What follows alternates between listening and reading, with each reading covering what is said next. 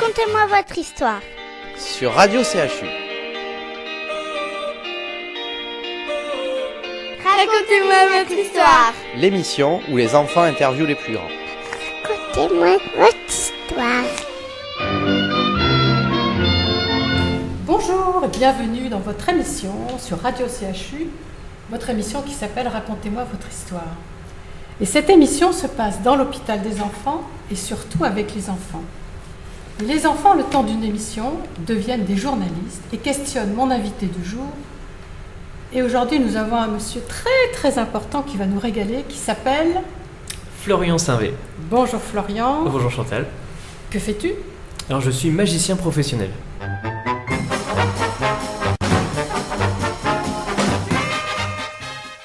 Génial.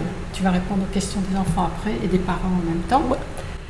Et donc, on va pouvoir démarrer l'émission avec une invitée qui s'appelle... Morgane. Bonjour Morgane. Ne serait-ce pas la deuxième fois que tu viens ? Si. Super. Et nous avons Valentin. Bonjour Valentin. Bonjour. Bonjour Valentin. Bonjour la maman de Valentin. également. Bonjour. Bonjour la maman de Morgane. Bonjour Pierre. Bonjour Chantal. Et bonjour Joël, une amie qui assiste à l'émission. Bonjour tout le monde. Alors, commençons. Tu commences, Morgane, à poser la première question ? Tu as fait quelle étude avant la magie ? Alors j'ai étudié en graphisme pour devenir graphiste. Et j'ai fait un bac. Ensuite j'ai poursuivi en BTS. Et j'ai arrêté mes études au cours du BTS pour devenir magicien professionnel. Ça t'a aidé pour arriver à faire la magie Ça m'a aidé pour vendre mes spectacles, pour réaliser moi-même la communication qu'il y a autour de la magie, faire des affiches sur les spectacles comme celui que vous avez sous les yeux, faire des cartes de visite, des sites internet, ça permet de faciliter la vente de spectacles. Tu as commencé vraiment la magie quand ? J'ai commencé la magie à l'âge de 16 ans, donc c'était à ma première année de lycée. Donc maintenant ça fait 10 ans. Tu as fait des championnats ? J'ai fait des championnats, oui, parce que la magie, c'est un petit peu comme au sport. Il y a des championnats de France, championnats d'Europe, championnats du monde. Et j'ai fait les championnats de France que j'ai gagné 2 fois. J'ai fait les championnats d'Europe où j'ai terminé 2e. Et je vais me présenter au prochain championnat du monde en Corée l'année prochaine. Voilà. Faudra nous dire la date. Venez, hein, si vous passez par la Corée, n'hésitez pas à venir voir le concours. C'est facile. C'est facile. Et c'est qui fait les décors, la musique, tout ça ? La musique, alors c'est des musiques que j'achète, que je modifie ensuite sur un logiciel, et les décors, c'est des décors que je fabrique moi-même. Et je crée les designs justement grâce à mes études de graphiste qui me permettent de dessiner sur l'ordinateur tous mes décors. Et c'est toi qui crée les tours de magie ? Alors je crée des tours et je fais des variantes de tours, c'est-à-dire que le magicien c'est comme un musicien qui apprend le solfège, c'est-à-dire qu'il apprend à maîtriser des notes et il crée des mélodies avec ça. Et nous les magiciens c'est un petit peu pareil, c'est-à-dire que les notes de musique, pour nous c'est les trucages, les techniques, et à partir de là on les assemble pour faire une mélodie, et pour nous à la fin ça fait le tour de magie. Donc je fais des variantes et je crée des tours. Et tu fais un spectacle pour enfants ? Oui, tout à fait, je fais un spectacle pour enfants depuis l'année dernière. T'en as déjà vu ? Spectacle ? Des spectacles de magie ? Ouais. Pour enfants ? Pour enfants, oui. Oui, dans des trucs d'attraction. Il y avait des... Dans un parc d'attractions ? Enfin, à Gujan-Mestras, non, c'était à la Coccinelle, non, à Kid Coccinelle Park. peut-être ? À Kid Park, D'accord, ça t'avait plu ? oui. D'accord, ça me met la pression alors pour tout à l'heure. Et est-ce que tu pourrais nous faire un tour de magie là ? Tout à fait, avec plaisir. J'ai mon matériel qui est juste à côté. Vous me laissez 1 minute pour aller le récupérer et je vous fais une démonstration ? Ouais. Ça vous dit ? Ça te dit Valentin ? Ouais ? C'est parti. Je vais essayer de deviner si tu es droitière ou gauchère. Ok ? Tiens, alors tu tends tes 2 mains, comme ça, un peu plus haut. Plus haut. Regarde, vers moi, comme ça, tu te concentres. Me dis rien, tu es droitière ? C'est ça ? Oui, tu peux dire oui. Oui. Tu es droitière ? Tu sais comment j'ai deviné ? Non. Parce que tout le monde est droitier, en fait. C'est facile. Presque tout le monde, en tout cas. Tiens, tu fermes cette main. Là, tu mets ton autre main par-dessous et tu serres très fort. Serre très fort. Valentin, regarde ici. Je vais venir faire une petite croix sur ma main. Tu la vois ? Oui. Ouais. Maintenant, on va imaginer que je vienne arracher la croix. Bon, c'est du marqueur, mais j'arrache la croix, elle est juste ici. Souffle sur la croix. Et la croix est partie ici, dans ta main. Regarde. À l'intérieur de Regarde, ta main. regarde, Non, regarde. ici. Regarde, tourne le poing, ouvre. Et là, tu Hop, le prends regarde, elle est au dans milieu la- de main. Tu l'as senti? Non. Non. Merci. Ah, j'ai oublié Mais là, il m'a pas mis le stylo. J'ai un truc là. Il m'a pas mis le stylo. Attends, c'est pas vu, hein. Hop là. Essaye. Non, c'est pas ça. Faut souffler. Ça marche pas? Non, ça marche pas. Hop là. J'ai fait un jeu de cartes. Tac. Tiens, tu touches une carte, c'est ce que tu veux? Allez. Regarde, celle-ci. Alors, c'est celle-ci que tu as touchée? Alors, on va regarder laquelle c'est. Le 4 de pique, ça te va? Oui. Oui? Ok, regarde. On va faire un dessin derrière le 4 de pique. Juste comme ça. Alors, tu me dis si tu reconnais mon dessin. Alors, tu vois, je suis magicien et c'est pour ça que je dessine très mal. Hop, hop, hop. Hop, hop. Est-ce que tu reconnais ce dessin? Un papillon. Un papillon? Poisson. Presque. Presque. T'as entendu maman? C'est un? Un poisson. Poisson. C'est un poisson? Alors, regarde. Tiens, regarde, si on pose la carte ici, comme ça. Regarde, tu vas me dire si ça sent le poisson. Oui. Ça sent un peu le poisson? Ça sent un peu le poisson? Un petit peu. Un petit peu. Bah, c'est normal parce que, regarde, si on fait juste ça, pouf, regarde. On peut Non. verser. Regarde. On peut verser. Attends, et regarde, ce qui est fort, c'est que derrière la carte, regarde, il n'y a plus rien. Il n'y a plus de poisson. Ah, si, T'as vu comment il a fait? Comment il a faire sourire. Oh, ça. Comment il a Je vais le prendre en Ah photo. bah ça. C'est ça? Comment Ouais, il c'est un a vrai fait poisson. ça? C'est la grande Comment? question. C'est un vrai. Tu Mais peux regarder, c'est un vrai tu poisson. l'as sorti de l'eau et il a failli mourir, non? C'est un Si vrai tu l'as poisson. sorti. C'est génial, hein? Ça vous plaît? Vous voulez que je vous explique comment on fait un spectacle de magie? Vous savez comment on fait un spectacle de magie? Non. Il faut plusieurs ingrédients, les enfants. Alors je vais vous montrer ça avec une bobine de fil. Regarde. Ça va vous aider à Regarde ce qu'il comprendre. Vous voulez participer? Vous voulez participer? Tu veux participer? Ouais. Oui. Allez, regarde. Alors pour faire un spectacle de magie, il nous faut quoi?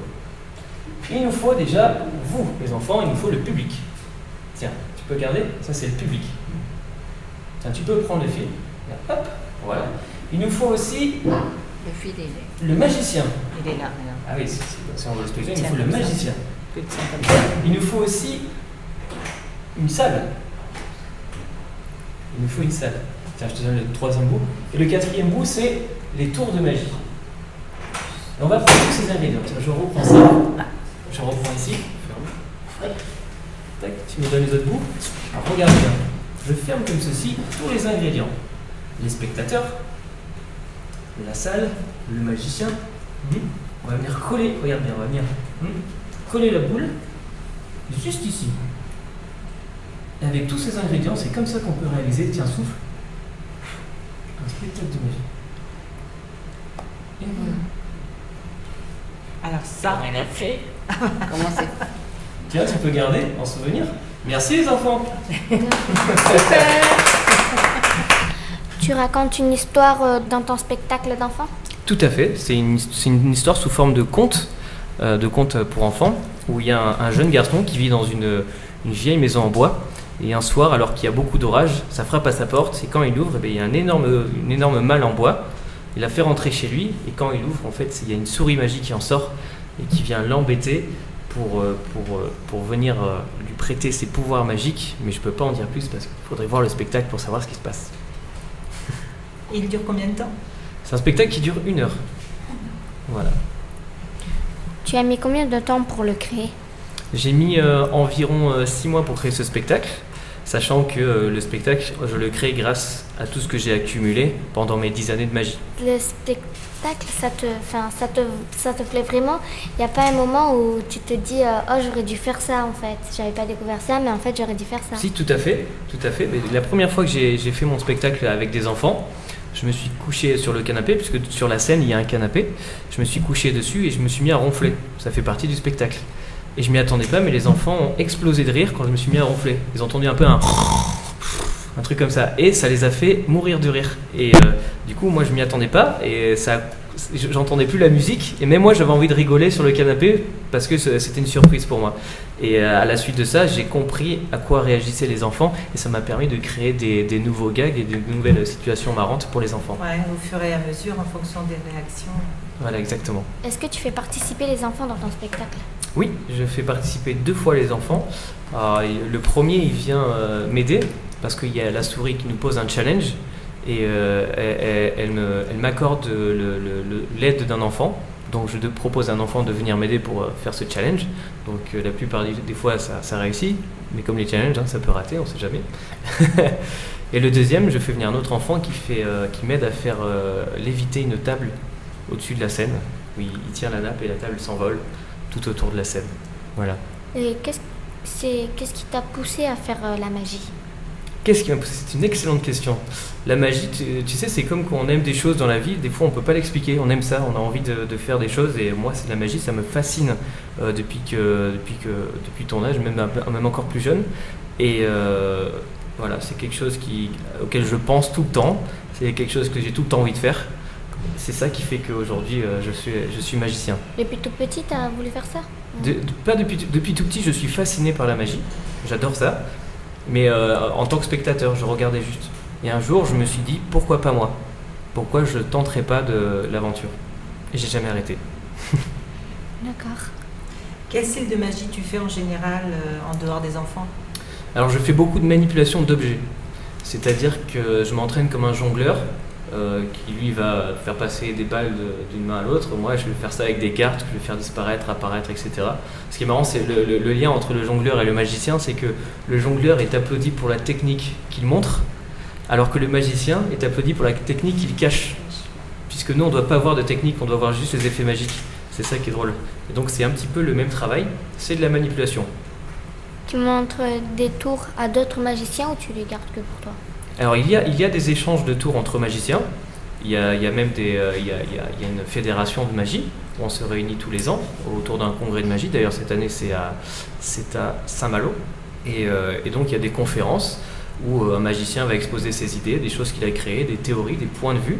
Et nous, on peut débattre avec lui, échanger. Et c'est comme ça qu'on progresse rapidement.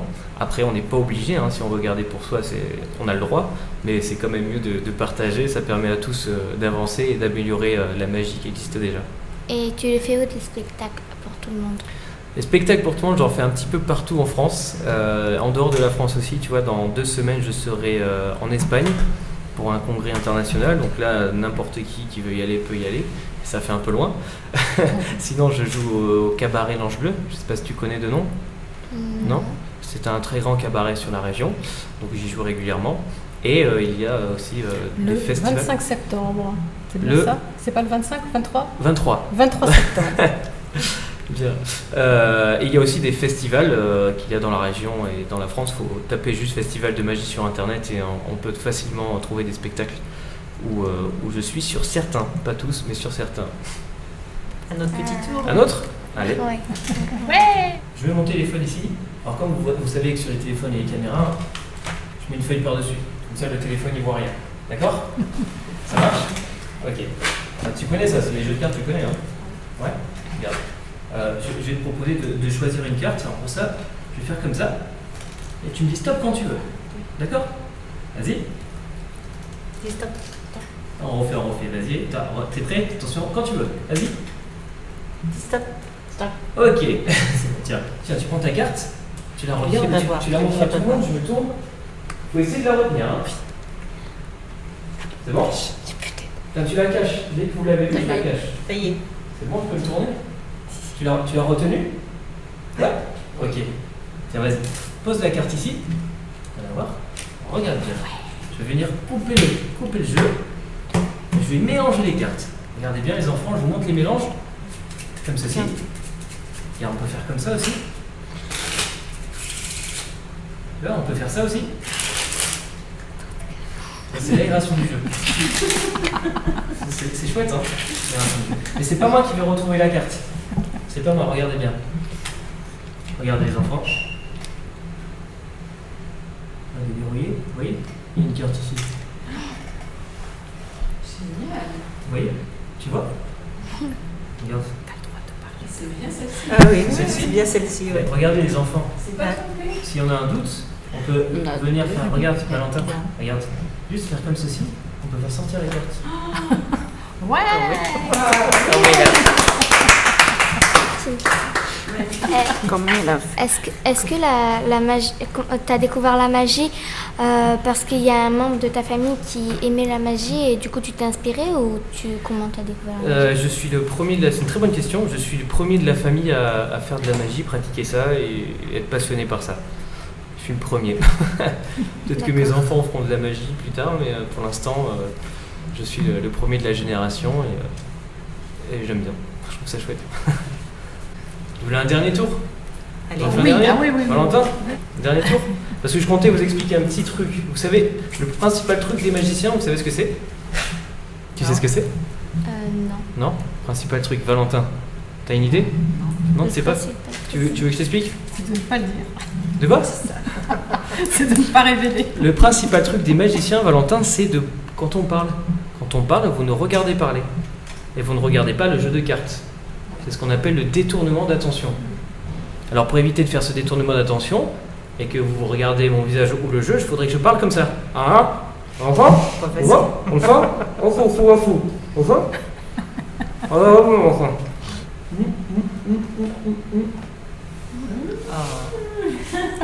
C'est un. Il y a une carte. C'est un.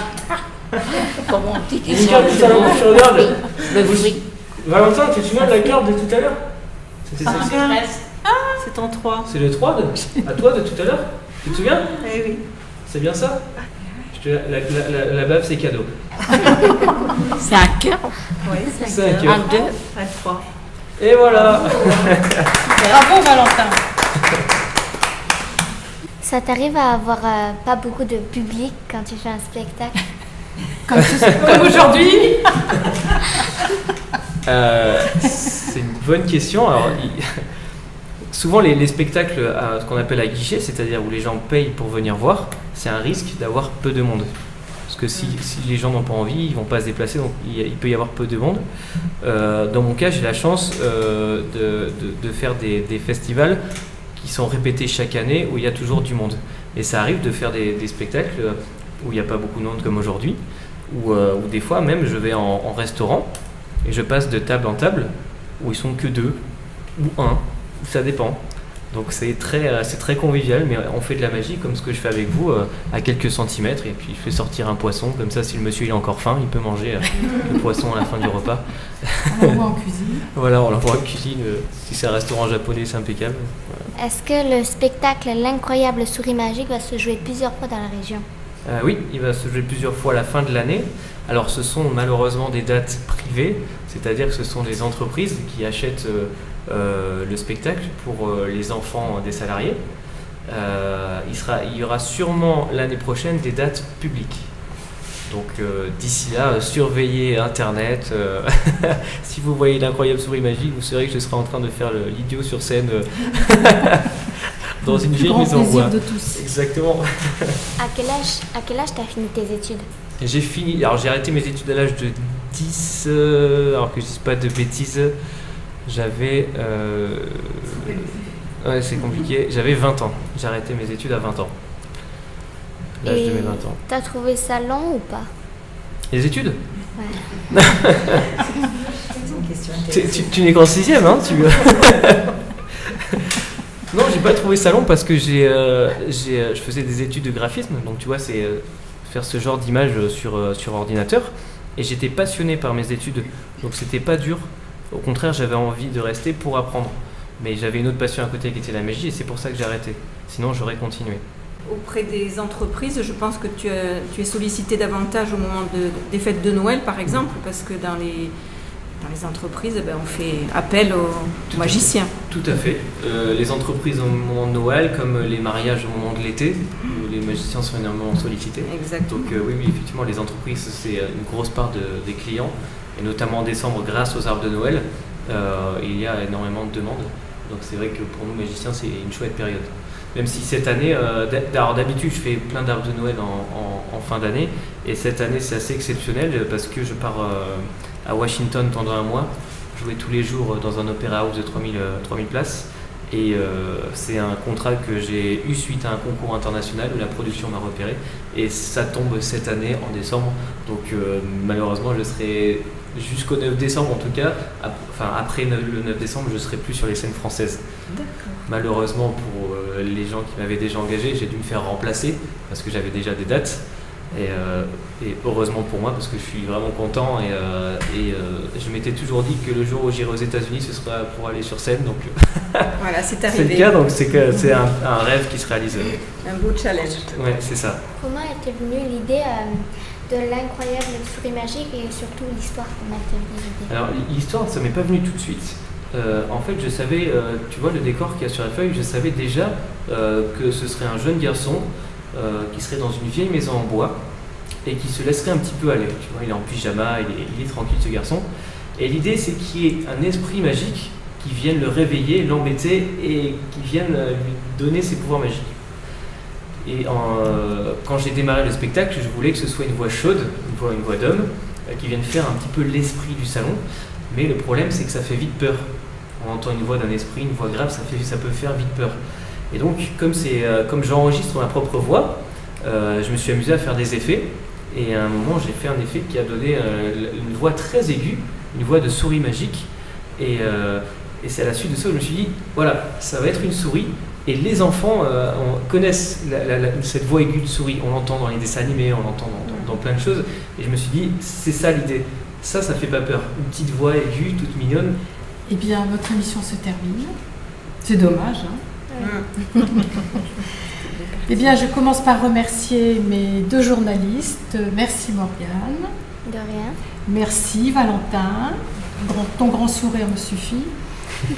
Eh bien, c'est Morgane qui va remercier Florian, puisqu'elle veut faire un petit peu de radio. Allez, je te laisse remercier Florian. Nous te remercions Florian de nous avoir accompagnés dans cette radio.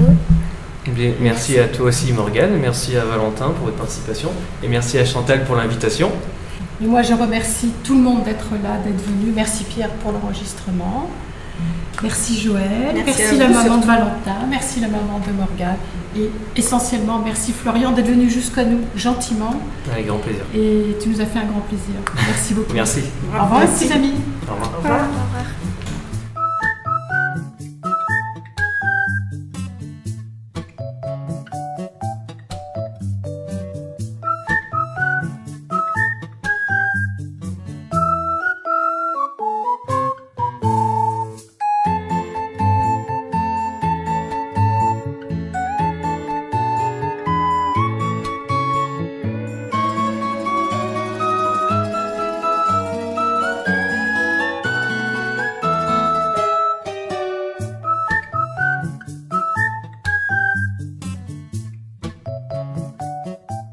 Radio CHU, c'est ta radio.